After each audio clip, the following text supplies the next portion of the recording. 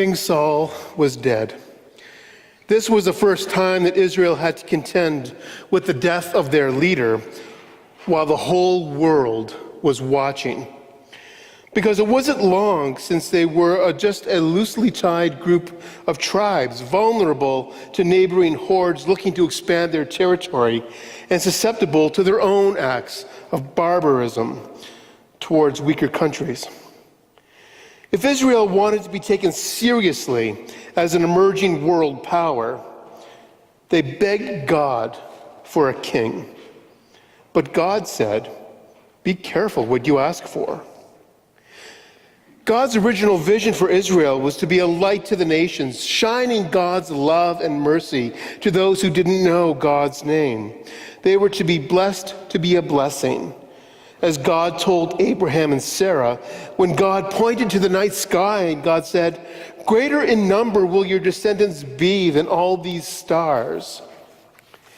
Because for God, Israel becoming a world power was not part of the original plan. God knew that God's people didn't need the recognition of earthly authorities to be the blessing that the world needed. In fact, being a player on the world stage would leave them vulnerable to other temptations that they hadn't been confronted with previously. Specifically, the temptation to the abuse of power. God was concerned that Israel would become just like every other country in the world, consumed with self-interest, self-preservation, and self-expansion. God was worried that they would put their national identity at the heart of their self-identity. Also, they had the prophet Samuel who was leading them. He was doing a great job. He beat back the enemies that were attacking them. He built a strong infrastructure, and he oversaw a national religious renewal. He was doing everything that God asked of him and asked of Israel. And with a prophet leading the people, Israel's religious identity would be secure. If Israel were led by a king, then Israel would be playing by a different set of rules, secular rules, that would threaten Israel's identity and purpose as they would be thrust into the world of power games, shadowy diplomacy, and international politicking. This was a game that God did not want them to play. Also, a prophet was risen up among the people to speak a word from the Lord as one of the people. A king would create a layer of inequality that was not part of God's vision for Israel. A prophet would guide them according to God's vision by speaking words of truth infused with God's power, and they would be self-determining by discerning together where God was leading them. A king would rule by domination, governing not by the gentle yet firm hand of one who is leading from among the people, not discerning the heart of God and the will of the people coming together in prayer, but by command and control. A king, no matter how benevolent, would centralize power around himself rather than distributing power among the tribal leaders. A king's primary temptation would be preservation of his centralized power, not in the security and prosperity of his people. But really, God didn't want Israel to have a king because God was their sovereign. A king would usurp God's place in their lives and in their national affairs, and a king would put the state at the center of Israel's common identity instead of their identity as God's people. And that's why the first commandment, "You shall have no other gods before me," is a warning against idolatry, especially idolatry of the self, be it either personal or national. You don't need a king, God said. And really, you don't want a king. But the people balked, and they demanded that they become just like every other country, with a proper leader so that they would be respected among the world powers. But really, their demand for a king was strategic. It wasn't just that they wanted their country to emerge as a world superpower. They were living through a period of extraordinary social, technological, political, and economic change. The growing power of their neighboring Philistines were threatening to annex Israel's land. Urbanization was creating strong city-states as people escaped the poverty of the rural areas. Accumulation of wealth among the few was destroying local economies and creating social tension. Technological advancements were changing how people were living their lives. And the people then felt that they needed a strong leader with centralized power to lead them into this exciting yet dangerous unknown future. If you want a king so badly, I'll give you a king, God said. So the prophet Samuel gathered the people in Mizpah to discern who the king will be. Samuel organized the people by tribe and clan, and using a divination instrument called the Urim and Thummim, which is a lot like casting lots or rolling dice, it was discerned that the king would rise from the tribe of Benjamin, and that Saul, whose name literally means asked for, prayed for, would ascend to the newly created throne. Not everyone was happy. While most of the people cheered Saul's selection, many others, they openly criticized, saying, "Really? That guy? That guy is going to be our king?" And they had reason to be angry. Saul was described as a young man as could be found anywhere in Israel, and he was a head taller than anyone else. Those were his qualifications. And so they went for looks rather than brains. They went for brute strength rather than education, wisdom, and experience. And it turned out their fears weren't misplaced. He had many successes in battle and in business, but his ego and his insecurities got the better of him. Saul became jealous of David's popularity, which he saw as a threat to his throne, and he tried to have David killed multiple times. Saul's impatience and disobedience led to him being rejected by God as Israel's king. In a moment of what I like to call the Bible behaving badly, God orders Saul to kill all the Amalekites. Every man, woman, child, even the livestock, everything. Wipe them from the face of the earth, Saul is ordered. And yes, we're talking about genocide. So Saul kills all the men, the women, the children.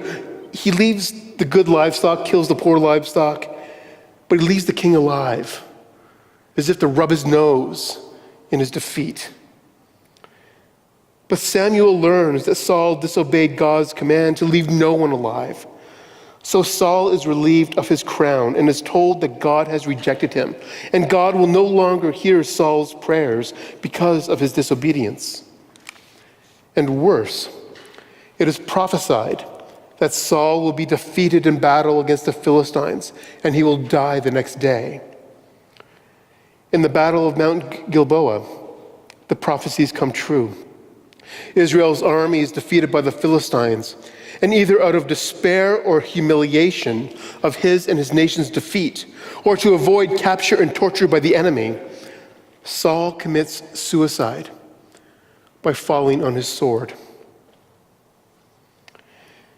And while Saul's captain Abner proclaimed Saul's surviving son Ishbosheth as Saul's successor, Ishbosheth wasn't fully recognized as Israel's king.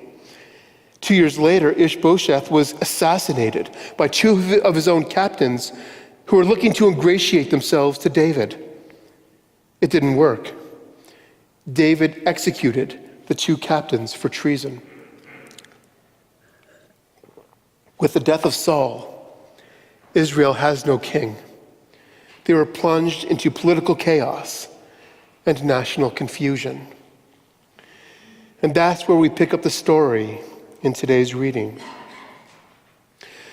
David hears of Saul's death, but also the death of his beloved Jonathan. The two, David and Jonathan, were inseparable. They were soulmates, sharing a deep friendship that pushed the boundaries of normal human connection and transcended filial affection.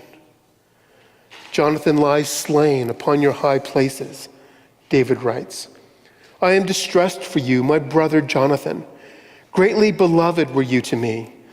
Your love to me was wonderful, passing the love of a woman. But David knows that this is not the time to grieve the loss of his beloved Jonathan. David has other responsibilities as Israel's eyes turn to him. So upon hearing the death of Saul, he knows what's at stake. He doesn't celebrate his enemy's death, but he mourns the death of a king. In his eloquent eulogy, we heard David say this. He says, O daughters of Israel, weep over Saul, who clothed you with crimson in luxury, who put ornaments of gold on your apparel. That's a beautiful tribute to someone who repeatedly tried to kill him. But David knew that he wasn't just grieving a personal loss, but he was also grieving a national loss. His tears were Israel's tears. He was putting words to what the nation was feeling, and the people looked to him to express what the whole country was experiencing. Oh, how the mighty have fallen, David says 3 times. David wasn't mocking Saul, but he was honoring him. David seems genuinely grieved at Saul's death. And the country looked to him, and David gave public voice to what the nation had lost. David showed his public loyalty to Saul, and in doing so, he showed his public loyalty to Israel, as the office of the king is greater than the one who occupies it. His loyalty was to the vision that God had given them as a people, which would become their national identity under him. And I think when he was grieving that loss for his people, that was the moment when David became king. He may not have been yet given the formal legitimacy of a crown, but at that moment of hearing of his king's death, he led his people in grief over losing their king, but losing the glory of being a powerful nation.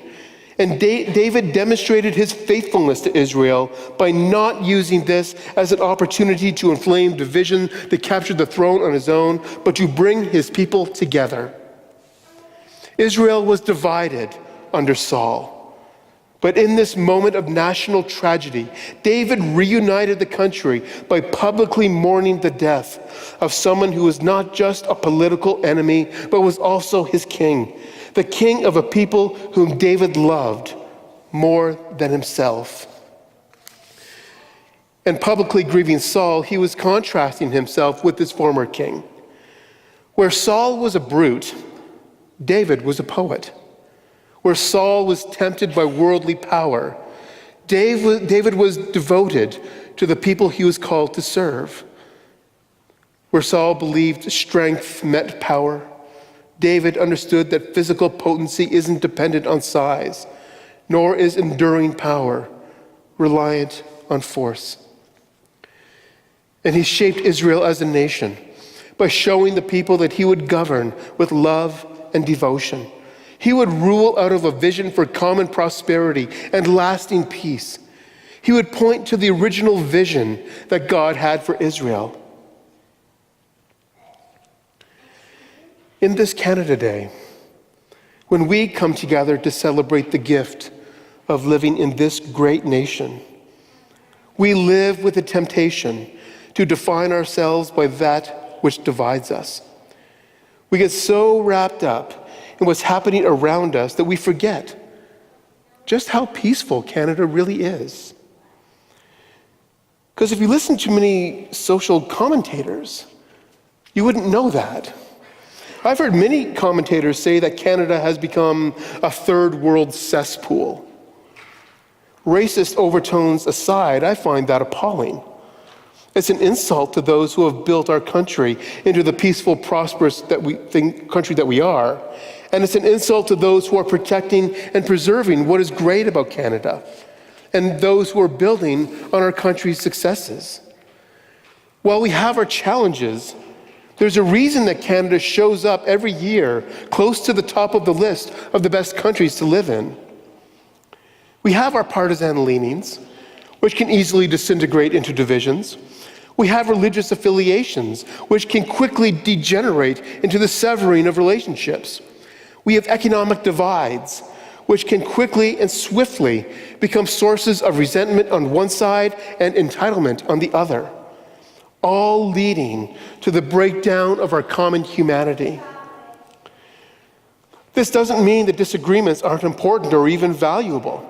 Disagreements can cause creative tension, as competing ideas can encourage innovation, or they can descend into divisions that diminish us as human beings created in love. As David has shown us, our fidelity is to the greater vision that God has given us, rather to our own personal and often petty concerns that build walls where there could be bridges or even open spaces. As a people who have inherited, along with our Jewish sisters and brothers, friends and neighbors, the promise that God had given to Abraham and Sarah, that we are to be a light to the nations, we can bear witness to how to listen and how to disagree without driving wedges between people. And I think we're doing that. First Lutheran, as I've mentioned before, is a wonderfully diverse community in terms of political leanings, social and economic location, and even faith perspectives. But what we have in common is the vision that began with Abraham and Sarah, handed over to David, revealed in Jesus, which then we receive in the waters of holy baptism. The vision of life and salvation, of forgiveness and mercy, of justice and of healing, that will one day fill the whole earth, beginning with us, beginning with you. This summer, as we explore the biblical figure of David and how he shaped not just the history of Israel, but also our faith today, let us always turn to the vision with which he healed his nation and that still gives us life. And may this be so among us. Amen.